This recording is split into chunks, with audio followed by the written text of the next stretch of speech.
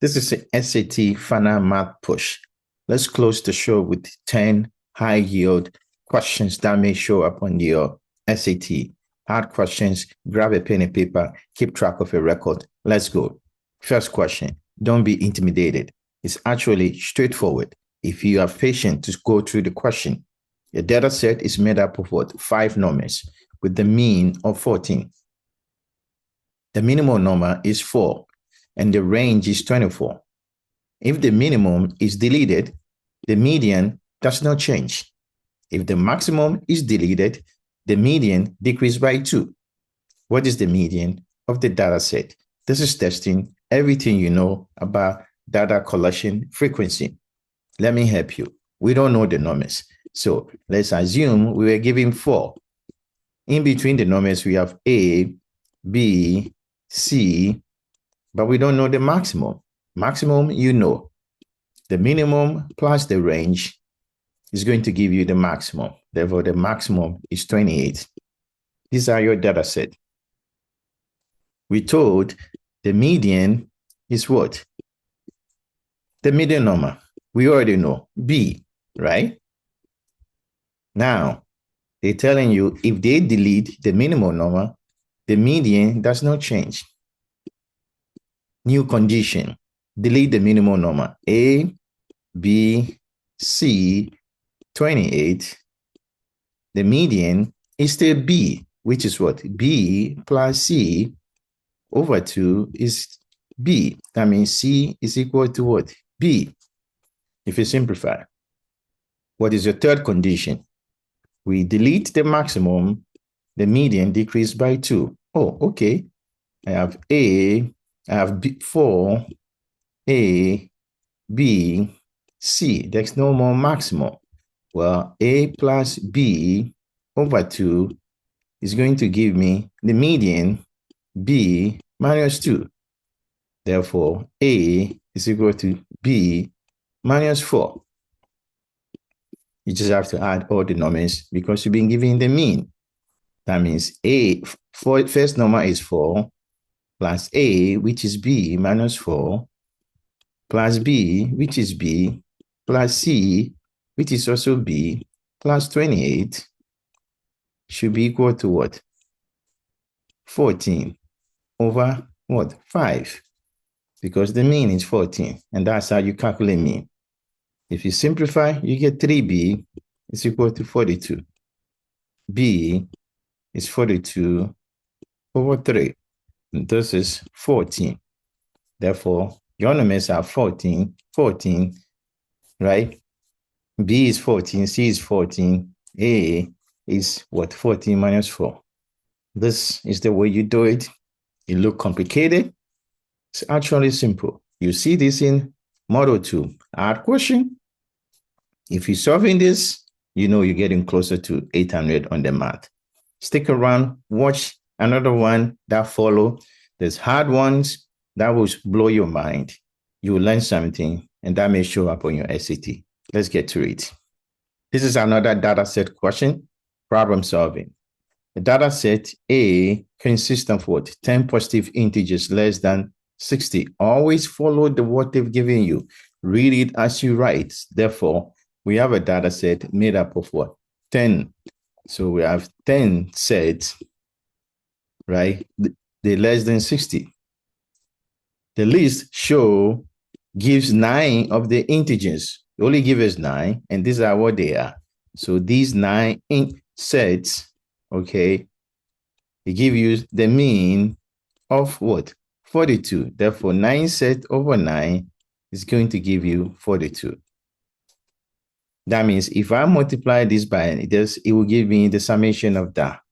That is the key. As you go through, you can see that 9 times 4, 42. 9 times 42 is going to give you what?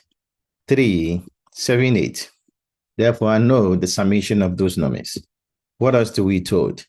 They said, if the mean of data set, if the mean of data set A is an integer that is greater than 42, that means the mean of this data set. So if you have 10, that means 378 plus X data set over 10, the mean is greater than what? 42. I don't know, but it has to be less than 60. So this is your number.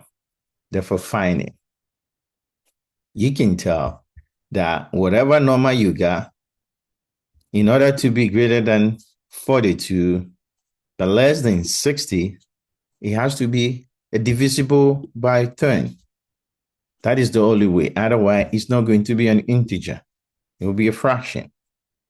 I see 8 over there. That means I got to add a certain number, 2. That 10 will go into it, right? If I had 2 here, and I need the number to be greater than 42. If I had 2 here, it would be what? 3, what? 40. That is not enough. It has to be what? If you divide by that, it's not going to give you that answer. It has to be greater than what? 42. And less than 60. The only number that can do that is 52. Right? You need to have something at the end that will add 2 to it, right? And it has to be greater than 42. If you do that, you put 52 there, it will be divisible by that. It's an integer, and that will give you the answer.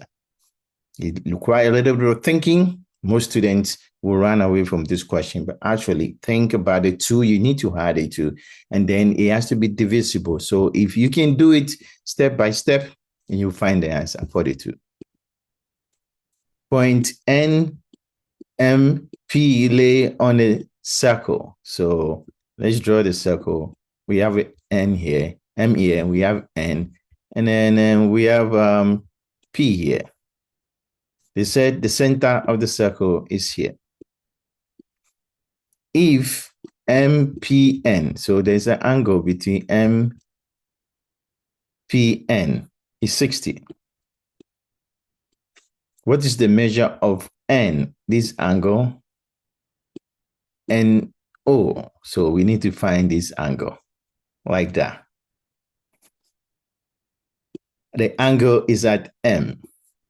But we know that if here is 60, this is the central angle. This has to be 120. Right? Central angle and inscribed angle. This has to be 120. But this is an isosceles. Therefore, this, you have something like that. This is the central angle, 120. And this is M, and this is N. This is an isosceles triangle. Therefore, this is X and X. Therefore, 2x plus 120 is equal to 180. 2x is equal to 60. X is equal to what? 30. So angle NMNO is equal to 30. And as you can see, it's testing your knowledge on central angle, inscribed angle, and isosceles triangle. Like I said, these questions, they look difficult, but it's just testing concept you already know. Same thing as this. Don't panic. I got you. Given that this is the equation where C is a constant, C has to be greater than 30. Which of the following are factors or solution? Well, this is the equation. What do you want to do? They say factors. Factorize it. I have bring everything at one end. Then I have x minus 28 is equal to 0. I factorize x minus 28. And I have x minus c minus 1 is equal to 0. You use product rule. I have x is equal to 28, and I have x is equal to what? C plus 1. These are my factors. Therefore, 1 is not true because the factors are c plus 1. C plus 1 is there, and C28. Straightforward, easy P. And I know you got it because you watched this channel and you're mastering the concept, how to go through questions and analyze them. This is also another question I will show you. When you see it, they are challenging Model 2. We are trying to give ourselves a last push, the difference between 700 and 800. Which of the following expression as a factor of this? That's the factor where C is a positive constant. Okay, when you see this question, it says this is a factor, that means you can factorize this. C is a constant. What you do is find the possible factors. If this is the factor, that means X is one of them, 2c is one of them. You need two more. This is a constant. Don't worry. 2c is a constant. It can be 4, all of them. Since I have c, 2c, I deal with this side because that will multiply to the 14. All of them are the same. 14c is equal to 2c. The difference is 7. Therefore, my third factor, right? And now the last one is 3. This is 3 times s squared. The third factor is 3. Therefore, 3x times what? That's the thing. You have to figure out which one is going to multiply better. The stronger one, the two big ones should come together, and then you have x plus 2c. Now, you know that. Look at the middle number.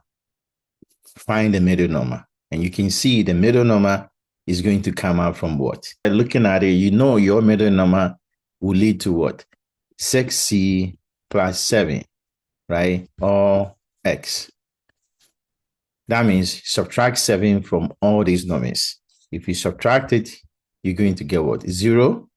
You're going to get 21, 35, and 42.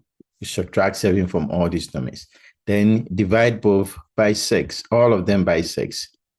You can see the only thing that will give you a whole number, a positive integer, and a constant is the one with the 42. And that's how you solve this question. Once again, find your other factor using the 4c because of the c here. Then you use the 3 because it's the same. Then find the middle number, and the middle number will what? You just basically subtract the 7 from all of them based on what we got, and then divide by the other factor that you got. This is also straightforward. Like I said, final push. See an answer question, know what to do. That's what we call final push. You see the question, you know what to do. They give you your h of something is equal to what? X minus 10 for value of x, where a is what? Positive. H of 2 is 40. What is a? When you see this and it say a something, a constant to something, well, h of ax is the same thing as ax is equal to 2. That's very, very important. So you got to substitute in. X is 2 over a. And then you substitute that in the equation, which is what? 40 is equal to 2 over a minus 40. And then you can solve it. You know, you can solve this easily. I see DESMOS here. I've not used it. I'll just put it there. This is a regression of 2x minus 10. And that give me 0.04. That's all.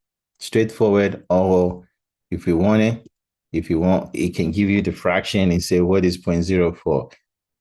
It give you 1 over 25. So that's your right answer. 1 over 25, depending on what you want. So 1 over 25 or 0.004. Function f and g are defined by this function, this. H of s is addition of those two functions multiplied by 2 and 1 multiplied by 3. They want you to find s coordinate of the x-intercept of the graph of y is equal to h of s in the x-plane. You can solve this, but look, this is DESMOS all over it. All you need to do is to plug the value in the system. My first function, I put my g of x. And I said this is 3/4 plus 1. And I said the h of s, as you know, is equal to what? f2 of x plus g3 of x. And that's going to graph everything for me. Now, you see all those graphs, all those information coming through. I just take the other function and I'll be left with this. And he's asking you, what is the x coordinate of the x-intercept of the graph, right? X coordinate, that's all. X coordinate of the x-intercept. This is another word problem. Just read through it. And then when you go through, you just put down the mathematical representation. The cost of renting a canopy for 10 days, up to 10 days, is what? $430 the first day. So $430 for the first day. Then additional what? $215 for each additional day. So it's X minus 1, not 1 minus X, right? What equation gives the cost, which is Y? Cost of Y, based on what they've given you, Y, in dollars of renting for 10th day, right? Where X is a positive and X is less than or equal to. So this is an equation. You have to simplify this so you can open the bracket. When you do that, that's what most likely what the answer choice will be. It will be in the simplified form. You get 215 and then 215 as your equation. Straightforward. 215x and 215. Number 9. For the function g of x is 86. And for each increase in x by 1, the value of g decreases by 80%. What is the value of g2? When you see increase and decrease, this is an exponential growth question. You go through word problems. Sometimes they look difficult, but it is not. G of 0, instead of me telling you this is the initial, I give you g of 0. So don't panic. That means your initial value is 86. That's all. And for each additional increase, when you go up x and you go x up plus 1, as you increase, the value of g of x decreases by 80. That means what is left is 20%. So 20% is here. And therefore, x is here. And this is your exponential function. If that's the case, g of 2, well, easy, right? But we got to tell DESMOS what it is. G of x is equal to 86.20. And then you put your x here. I'm showing you how you can let DESMOS help you. So G of 2 is straightforward, 3.44. You finish your answer. And he calculated for you. Straightforward, right? But the most important to be able to write the equation and then find G of 2. These are word problem. Like I said, final push. This is another word problem. Final push. Little things that would affect your grade is what I'm giving to you. These can affect 50 points. But if you master these little things, you'll be fine. M is 70% less the positive number of 10. Try and stop the video. Do this question. It's very tricky, but it's not, right? M, I say 70% less the positive number of what? N. 70% of less of N is mean 30% of N. That's all. And P is 80% greater than M. So P is 80% greater. That means 1.8 of what? M. Greater, right? 80% added to 1. That means 1.8. What is the P in relation? How many times is P to N? Where I know M is that. I just put it here. Substitute M to be what? 0.03 N. And that is P. P is what? If you calculate, this is 54 N. So the ratio between P and N is 54. And you can see it pop out like a candy because you master the concept. This is straightforward 10 questions, final push. If you like this video, just put a small comment, a love. I will be happy and put the love to YouTube back. Good luck on your SAT and all the best of luck. Thank you for subscribing to the channel. If you have not subscribed, subscribe and follow for more. Take care. Good luck.